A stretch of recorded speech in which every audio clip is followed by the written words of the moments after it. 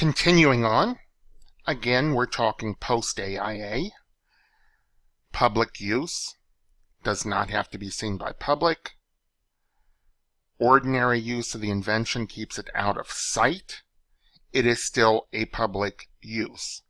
For example, a girdle, equipment in a factory that nobody sees, a computer process that's being run in a company.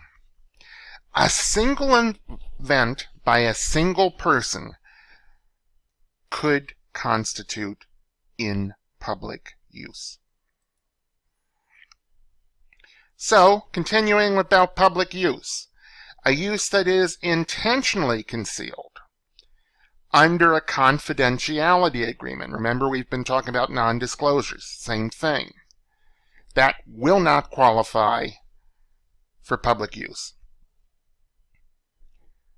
Public use of an invention in violation of that confidentiality agreement is still public use.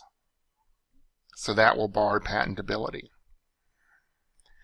Mere knowledge by the public is not public use.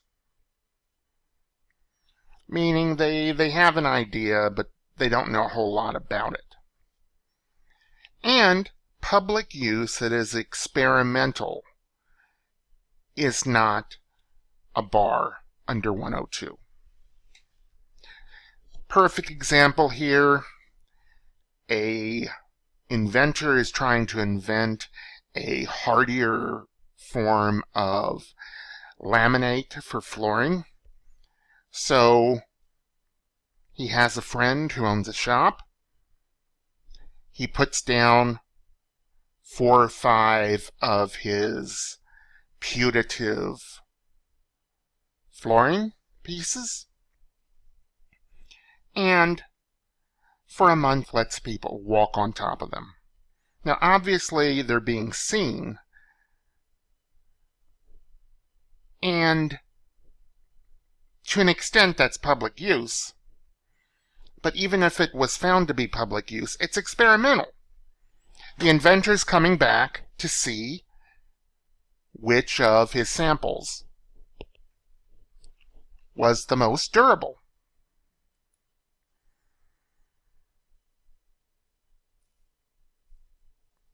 Now, you can even get profit. So, say you do the entire store with what you feel is the best invention, the best embodiment of your flooring materials, and you want to look at durability just of that invention. Well, maybe you don't want to give that away to the store. The store can pay you for it, but the profit is not going to be counted as a bar to experimental use.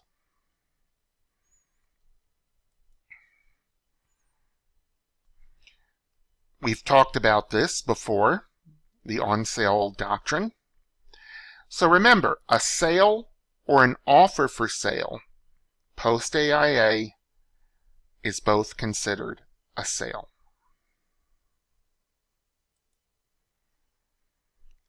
The offer can be made by anyone. So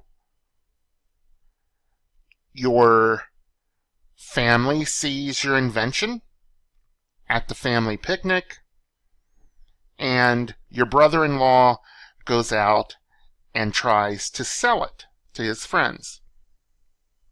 Well, that is your offer of sale. So now your 1-year grace period to filing a patent has started running. An offer for sale can be prior art if the sale never actually took place. See, it's the offer for sale or the sale. The sale or offer does not have to be public, meaning you can go ahead and offer this for sale to a few individuals. You don't have to have it at the flea market. It doesn't even have to physically exist. Remember we talked about constructive production? You may be getting ready to patent an airplane. You may have all the specs of the airplane, diagrams, pictures, what it's going to cost, and have potential buyers look through those documents. Even though the plane doesn't exist, the on sale or for sale doctrine applies. And again, the offer for sale must be for the invention.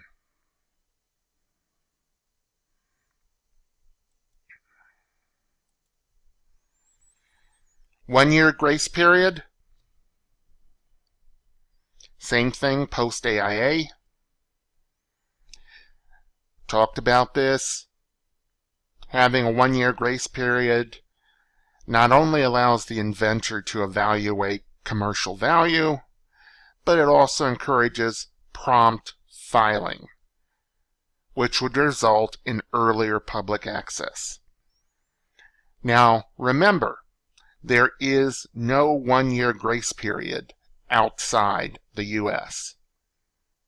So, you take your invention up to Canada and start demonstrating it. That's it. It should have been filed. No one-year grace.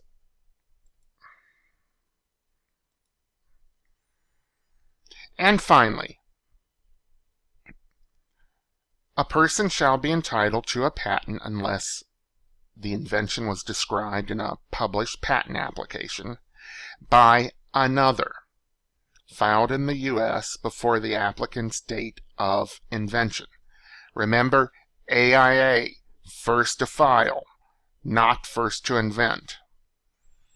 A patent by another filed in the U.S. before the applicant's date of invention will have the priority date of the other applicant. That would be before the applicant's date of invention, and thus a patent would not be available to the filer.